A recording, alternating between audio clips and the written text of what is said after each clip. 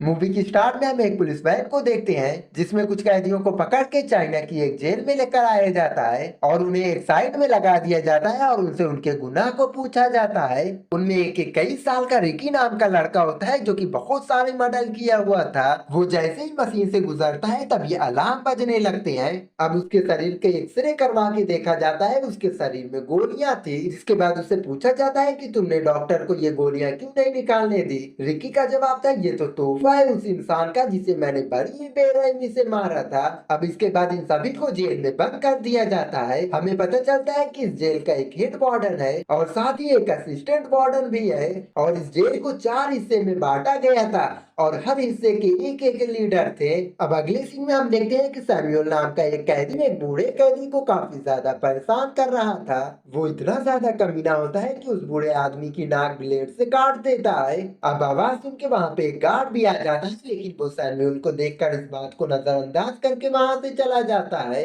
लेकिन दरवाजे से रिकी सब कुछ देख रहा था और ये सब देखकर वो नजरअंदाज नहीं करता है। वो उससे लड़ने के लिए उसके पास आ जाता है। वो सामने अपना पैर लगा देता है जिससे सैमुअल एक केले पे गिर जाता है और उसकी एक आंख फूट जाती है। उसके चमचे रिकी को डराने की कोशिश करते हैं, लेकिन उसकी गुस्सैल आंखें देखकर वो सभी डर के वहां से चले जाते हैं। अब सैमुअल प्लान बनाता है कि वो जैसे तैसे करके रिकी को मौत के घाट उतार देगा। जिसके बाद वो जेल के सबसे बड़े कातिल बिग बेली को भी हायर करता है और वो रिकी को जाके मारने लगता है और उसे कहता है कि तुम्हारी जान के बदले मुझे 30 किलो चावल मिले हैं और मैं तुम्हें पीस पीस के उसी चावल में डाल के खा जाऊंगा। अब ये सुनकर रिकी को काफी ज्यादा गुस्सा आता है, इतना ज्यादा गुस्सा आता है कि वो एक ही मुक्के में बिग बेली का पेट फाड़ देता है। अब सैमुअल रिकी के ऊपर हमला करने के लिए आता है, लेकिन वो उसकी उंगलियां तोड़ देता है और वो अपने एक ही गुस्से में अपना हाथ उसके शरीर के हाथ पार कर देता है। अब गार्ड रिकी को पकड़ के वहां से लेकर जाने लगते हैं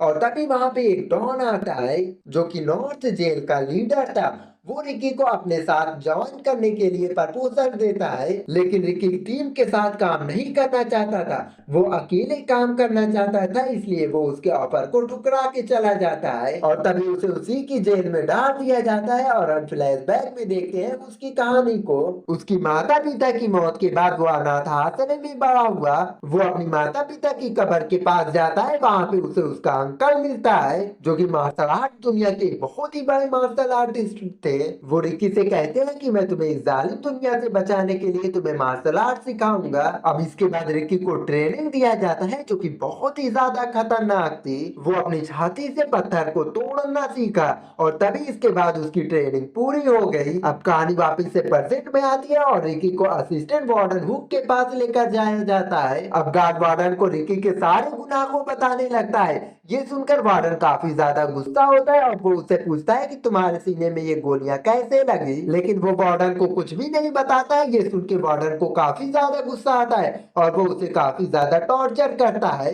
अब वार्डन रिकी को उसकी गर्लफ्रेंड की फोटो दिखाता है और उसे कहता है कि यही तुम्हारी गर्लफ्रेंड है ना, और उसकी गर्लफ्रेंड के बारे में गंदी गंदी बातें करने लगता है। ये सुन के रिकी को काफी ज्यादा गुस्सा आता है और वो अपने एक ही गुस्से में वार्डन की चेयर को तोड़ देता है और रोकने के लिए आ रहे गार्ड को भी पीट देता है और वार्डन से कहता है कि अपने काम से काम रख वरना तेरा अंजाम बहुत ही ज्यादा बुरा होगा। इतना कह के वो वहां से चला जाता है। अब वो अपने जेल में जाता है और अपनी गर्लफ्रेंड की फोटो देखकर उसे काफी ज्यादा रोना आता है। अब कहानी एक बार फिर से फ्लैशबैक में पहुंच जाती है जब उसकी जिंदगी काफी ज्यादा अच्छी थी, बहुत ही ज्यादा अच्छी थी। उसकी जिंदगी में उसका प्यार था, वो उस लड़की से काफी ज्यादा प्यार करता था। वो उसे शादी के लिए प्रपोजल देता है, लेकिन उसकी किस्मत बहुत ही ज्यादा खराब होती है। जब वो लड़की वहां से जा रही थी तभी रास्ते में कुछ लड़के नशा कर रहे थे और वो लड़के उस लड़की को पकड़ लेते हैं। अब वो लोग उसके साथ कुछ कर पाते उससे पहले ही वो लड़की वहां से निकल जाती है और इन लोगों से बचने के लिए वो छत से कूद के अपनी जान दे देती है। अब जब रिकी अपनी गर्लफ्रेंड को इस हालत में देखता है तब उसे काफी ज्यादा गुस्सा आता है और वो उन सबको मारने के लिए निकल जाता है और वो उन सभी को मार देता है। अब जब रिकी कैप्टन को मारने के लिए जाता है तब कैप्टन रिकी के ऊपर गोलियां चलाने लगता है, लेकिन रिकी रुकता नहीं है और वो उसके पास जाके उसे भी जान से मार देता है। अब अगले सीन में सैम्यूल को कुछ कैदी पकड़ लेते हैं और वो उसे मारने ही वाले होते हैं और तभी वहां पे हाई आ जाता है जो कि उन्हें रोक देता है, लेकिन वहां पे एक कैदी मान नहीं रहा था, इसलिए हाई उसका फेस बुरी तरह से काट के मार देता है। अब ये देखकर हुक काफी ज्यादा इम्प्रेस हो जाता है और वो उससे कहता है कि तुम्हें रिकी को मार देना होगा, लेकिन हाई ऐसा नहीं करना चाहता था, लेकिन हुक उसके ऊपर प्रेशर डालने लगता है, जिसके बाद हाई मान जाता है। अब अगले सीन में वो मैदान के बीचों बीच वॉन्ग की लाश लटका के रिकी को चैलेंज देता है फाइट के लिए। अब उन दोनों में काफी खतरनाक लड़ाई शुरू हो जाती है। अब हाई रिकी की आंखों में कांच के टुकड़े डाल देता है, जिससे रिकी को काफी ज्यादा दर्द होता है और साथ ही उसे कुछ भी दिखाई नहीं दे रहा था। और तभी हाई रिकी के हाथ पे चाकू भी चला देता है और तभी रिकी वहां से पानी निकाल के अपनी आंख साफ कर लेता है और तभी हाई से फाइट करने के लिए दोबारा आता है। वो हाई के सर के पीछे इतने जोर से पड़ाका मारता है जिससे उसकी आंख बाहर निकल। अब हाई को समझ में आ जाता है कि वो रिकी से नहीं जीत पाएगा, वो रिकी से हार जाएगा और अब वो फाइट को जीतने के लिए अपना पेट फाड़ लेता है और अपनी हथेलियां बाहर निकाल के उसे रिकी को मारने लगता है। यानी कि वो मरेगा, खुद भी मरेगा, लेकिन रिकी को भी मार के जाएगा। लेकिन रिकी उसे इतना जोर से मुक्का मारता है जिससे उसकी गर्दन टूट जाती है और उसकी वहीं पे मौत हो जाती है। अब वो अपने हाथ से उस क्रॉस को उखाड़ के नीचे फेंक देता है और अब वो हुक को मारने के लिए जाता है, लेकिन तभी वहां पे सेल के बाकी लीडर भी आ जाते हैं। अब हुक एक बार फिर से रिकी को अपनी गैंग में शामिल होने के लिए कहता है, लेकिन रिकी इससे इनकार कर देता है। अब अगले सीन में रिकी की एक लड़के से दोस्ती हो जाती है और रिकी उसे अपना कीमती बांसुरी भी देता है, जिसे पाके वो लड़का बहुत ही ज्यादा खुश होता है। साहा उसे कुछ पत्तियां देता है जो कि नशीले पेड़ के थे। रिकी उससे पूछता है कि तुम्हें नशीले पत्ते कहाँ से मिले। वो बताता है कि वहाँ पे गार्डन में मिला है और उनकी ये सारी बातें जोंग भी सुन रही थी। अब अगले सीन में वो साहा को मार के उसकी बॉडी को जला के बाहर फेंक देती है। अब रिकी को ये सब देख कर अपने दोस्त को खोकर बहुत ही ज्यादा गुस्सा आता है। अब वो गुस्से में उसके सारे नशीले पेड़ों को जला देता है और तभी वहाँ पे जोंग भी आ जाती है और दोनों की काफी तगड़ी फाइट स्टार्ट हो जाती है और उनकी फाइट चली रही होती है, लेकिन तभी वहां पे गॉड भी आ जाता है जो कि रिकी के ऊपर सुई से हमला कर रहा था और वो उसे बांध देता है और तभी वहां पे ताइगोंग भी आ जाता है जो कि रिकी को पकड़ लेता है और वो उसे पकड़ के एक अलग कमरे में लेकर आता है उससे फाइट करने के लिए। लेकिन तभी दरवाजा अपने आप ही बंद हो जाता है और रूम में सीमेंट भरना चालू हो जाता है। अब रिकी दरवाजे को तोड़ के और ताइगोंग को बाहर लेकर चला आता है, लेकिन अब सीमेंट सूखता जा रहा था, रिकी चल नहीं पा रहा था, वो वहीं पे गिर जाता है। अब अगली सीन में जेल में हेड वार्डन अपने बेटे के साथ आता है।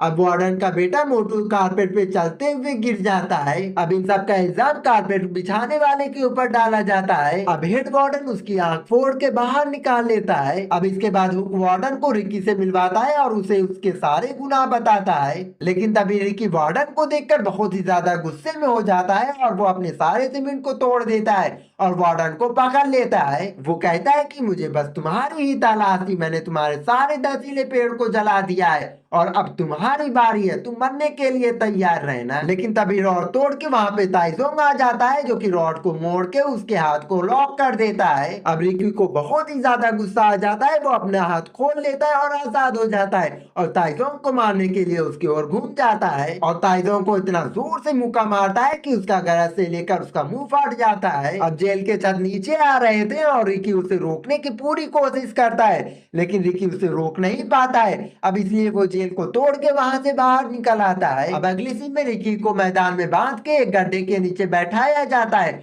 और उसे दफनाने की तैयारी की जाती है और वो सभी कैदियों से कहता है कि रिकी के ऊपर मिट्टी डालो और उसे दफना दो। जिन जिन लोगों ने मना किया उन्हें गोलियों से भून डाला, जिसके बाद रिकी को सभी लोग मिलकर जिंदा ही दफना देते हैं और वार्डन कहते हैं कि इसी हालत में रिकी को एक हफ्ता रखा जाएगा और अगर वो फिर भी जिंदा निकला तो उसे बाहर निकाला जाएगा और उसे तब तक पीटा जाएगा जब तक वो मर नहीं जाएगा। खैर अब एक हफ्ता बीत जाता है और रिकी को बाहर निकाला जाता है और वो बाहर निकलता है, एकदम सही सलामत होता है, वो जिंदा होता है। उसे जिंदा देखकर सभी कैदी काफी ज्यादा खुश हो जाते हैं। इसके बाद रिकी को पकड़ा जाता है और उसे रॉड के बीच में रखा जाता है। वार्डन उसे एक बार फिर से कहता है कि रिकी तुम हमारे साथ ज्वाइन हो जाओ, लेकिन रिकी उसे एक बार फिर से मना कर देता है। अब रिकी के मना करने के बाद उसके मुंह में ब्लेड ठूस दिया जाता है और उसे खूब मारा जाता है और उसे एक अलग ही जेल में बंद कर दिया जाता है रात के समय रिकी के दोस्त उसे खाना खिलाने के लिए आते हैं। अब जब हुक को इसके बारे में पता चलता है तब वो उसे घसीटते हुए रिकी के सेल के पास लेकर आता है, लेकिन रिकी तब तक आजाद हो जाता है और वो उसके चमचे को मार के उसका सर 2 टुकड़े में कर देता है। अब वो अपने दोस्त को मरा हुआ देखकर बहुत ही ज्यादा गुस्से में होता है। वो हुक को मारते हुए वार्डन के पास लेकर जाता है। अब वार्डन हुक के ऊपर एक अजीब सी गोली फायर करते हैं, जिसके बाद वो मोटा होने लगता है और वहीं पे फट जाता है। और तभी वहाँ पे गॉड और चोंग भी आ जाते हैं और उन दोनों की काफी खतरनाक फाइट होती है। अब आखिरकार रिकी वार्डन को मारते हुए कीमा मशीन के पास लेकर जाता है और वो उसे उसमें डाल देता है, जिससे वो भी मर जाता है, उसका कीमा बन जाता है। अब रिकी वार्डन के कटे हुए सर को बाहर लेकर आता है। ये देखकर सभी लोग काफी ज्यादा डर जाते हैं और रिकी जेल के दीवार में इतना जोर से घुसा मारता है जिससे दीवार पूरी तरह से टूट जाती है। और रिकी कहता है कि अब तुम सब आजाद हो। और इसी के साथ ये मूवी यहीं पे खत्म हो जाती है। तो अगर वीडियो पसंद आए तो वीडियो को लाइक कर देना और चैनल को सब्सक्राइब